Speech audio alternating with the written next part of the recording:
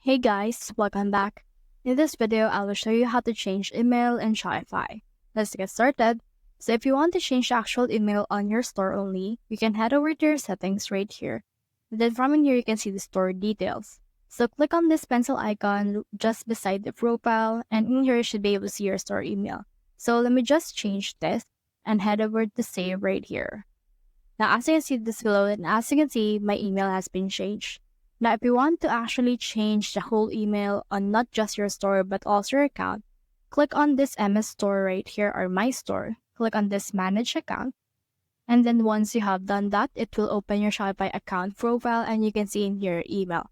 Click on Update right here. And then this will open this. So it will verify first if it's you. So head over and click on Re-Authenticate right here. So I have already authenticated. Now you just need to enter in here the new email that you want to use for your actual Shopify.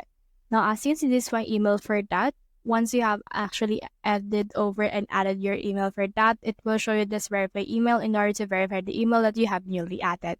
So that's the whole process. If you have found this video helpful, so leave a like, below, or subscribe because it helps reach more people. See you soon.